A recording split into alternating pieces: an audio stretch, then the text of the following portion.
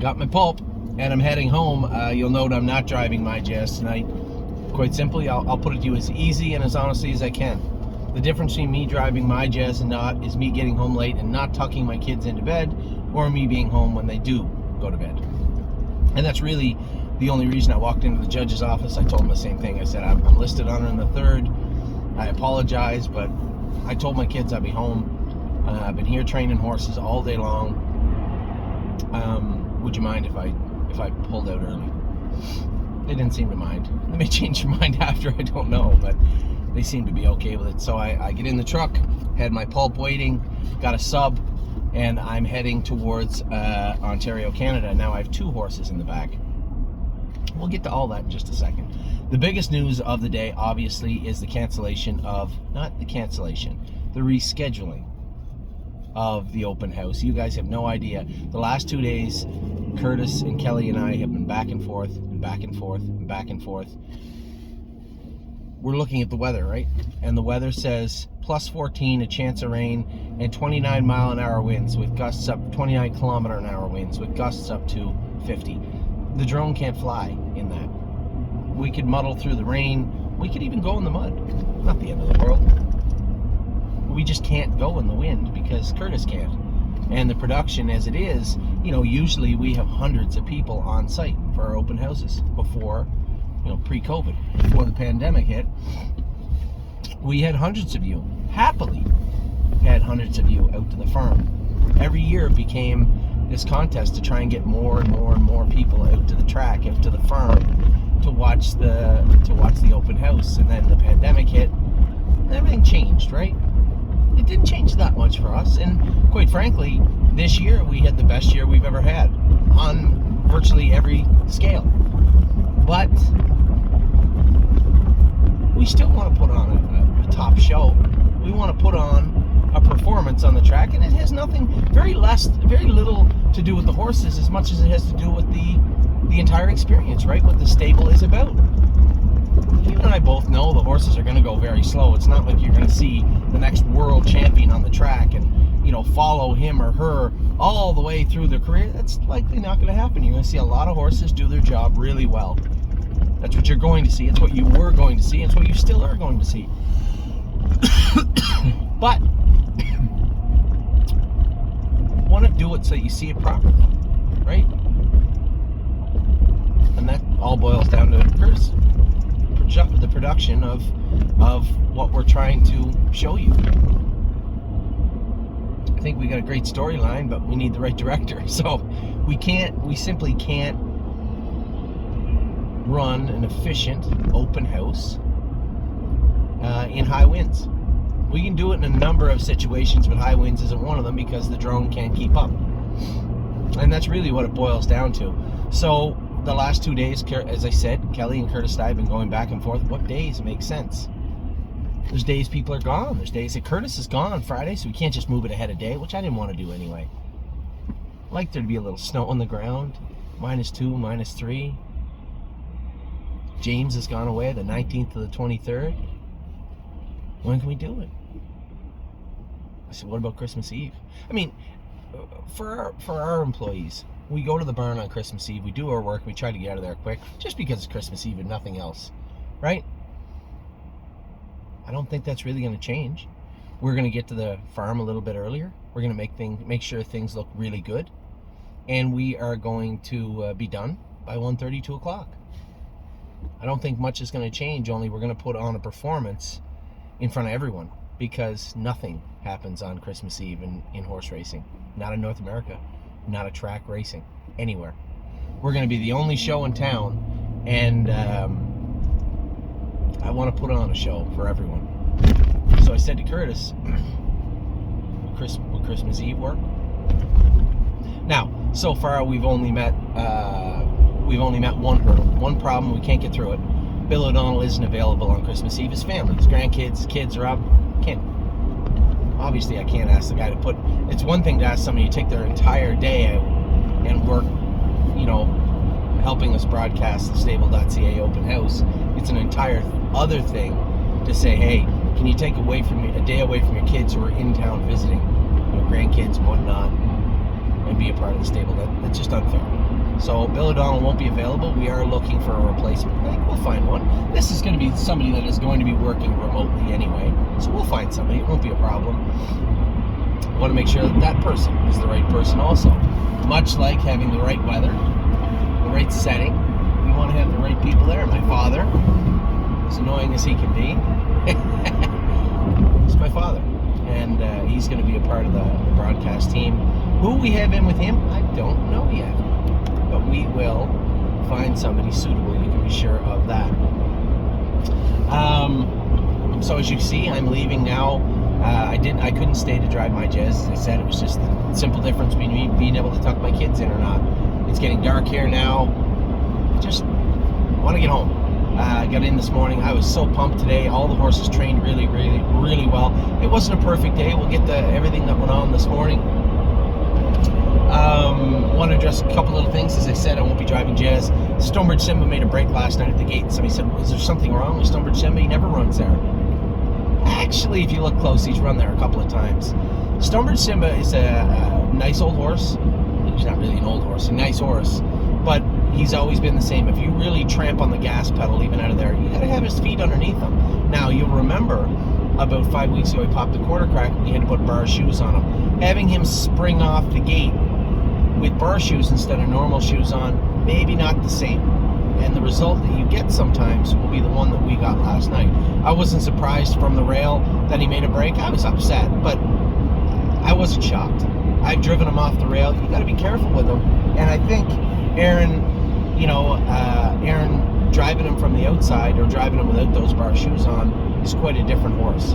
And I think, he just went to step in the accelerator at a time when Simba just really wasn't ready for it, and he just lost himself and rolled off. It's not the end of the world. It's certainly not Aaron's fault. He had to do what he was doing to get the horse in a favorable position leaving the gate. But I spoke to Lauren and Jason after the races, and listen, those bars, it's been 5 weeks. We can get those bar shoes off of him now. I think you're going to see a much better Stonebridge Simba next week. You'll see the difference, and sometimes you don't see it until you're sitting behind the horse, or you understand a change when it's been made. Trust me when I tell you, bars to no bars on a trotter that doesn't need them any longer can sometimes be a significant change. So I think you're going to see a much better Stonebridge Simba next week. I could be wrong, but this is one of these times where you're getting information that can be quite helpful. Stonebridge Simba will be better next week. I'm almost certain of that. So I went there today. They were training a bunch of the 2-year-olds turning 3. Matt's MVP. Tim couldn't wait to tell me how good he's been training. Tim Deaton is Lauren's boyfriend. He rides for us. He's a nice guy. Couldn't wait to tell me how good he's been going, He said he went good again today. Kathy with an eye. Trained good, but up to her old tricks. Old Daryl got a couple of buckets full of urine on him. Do you remember last year she did that to me? I think she's just in season. She's in heat a little bit. And they were training her by herself. And I told them, I said, better with Kathy to train her with another horse.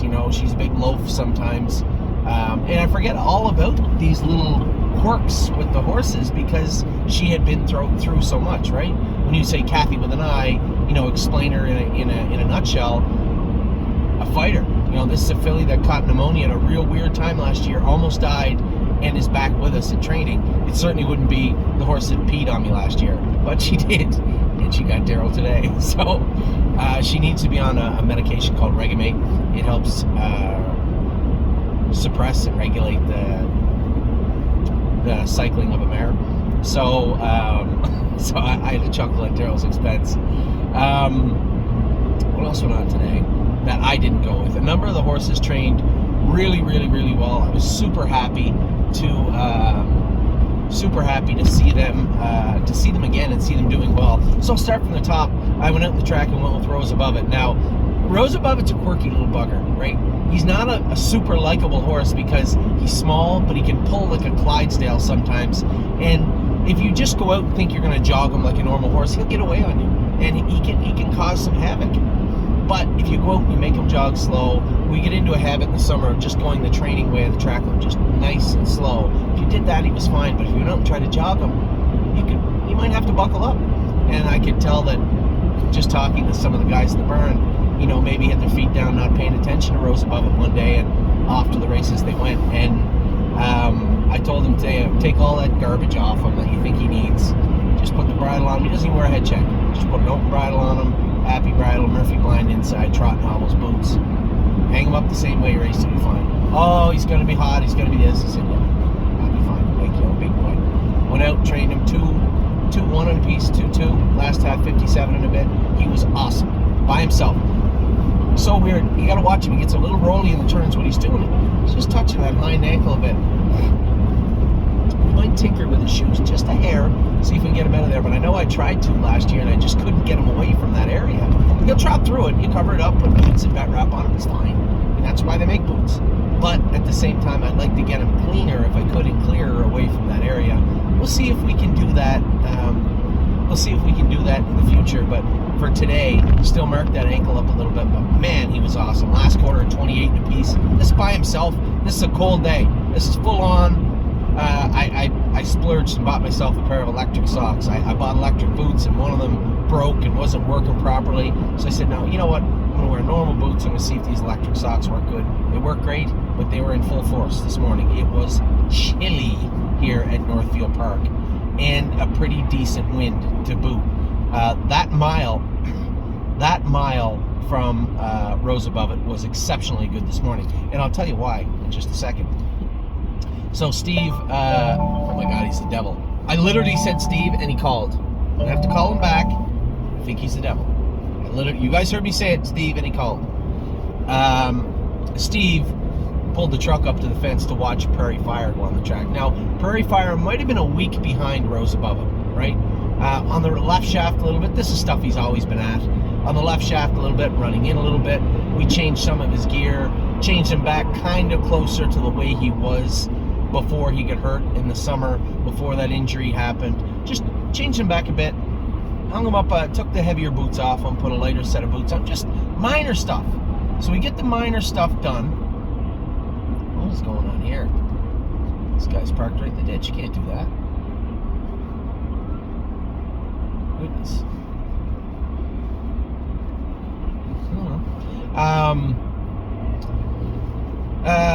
So, as I said, changed him back to the way he was and headed out on the track, and Steve went up to the fence. I told him, I said, this was, especially in hindsight, our nicest 2-year-old trotting colt in Ohio, as far as I can remember. He definitely was better than Voyage.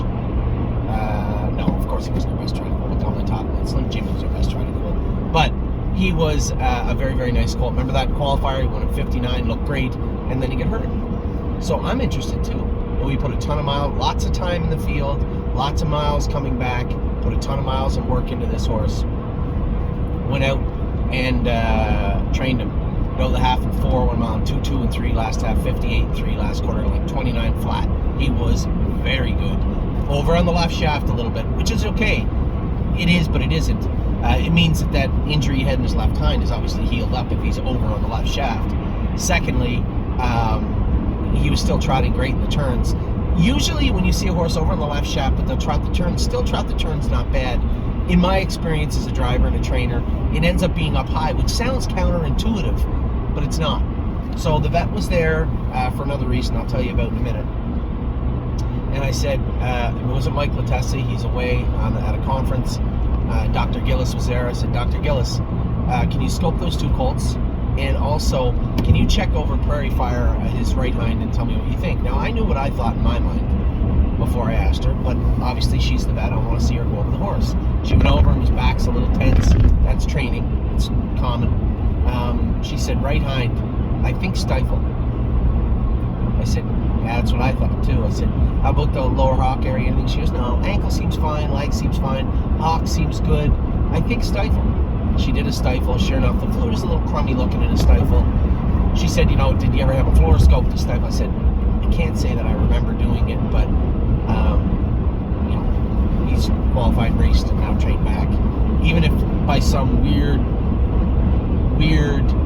in some weird way he ended up with a small OCD in a stifle, I'm not taking OCDs in a stifles unless I absolutely have to. She said, it's Probably nothing. He probably tweaked it. She injected it. It was fine. Scoped Rose above it. Clean. Little pimples. We've heard that before with this guy. Allergies was his biggest problem in the summer. She scoped Prairie Fire. She goes, actually, a lot more pimples and mucus. So he was a little sick. No blood, no nothing. So I went to the tack shop and got some all-natural bronchial dilators called Step Up.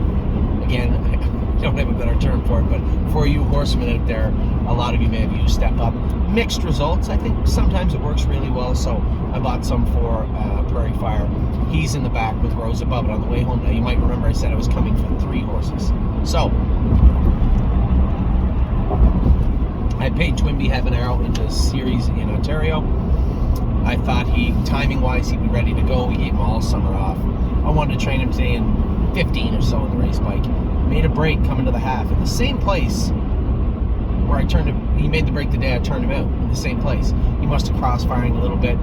As we started out, he felt strong. Get into the second turn, he get on the right line, left line a little bit, coming out of the turn, and he made that break, jumped on his foot, and cut it.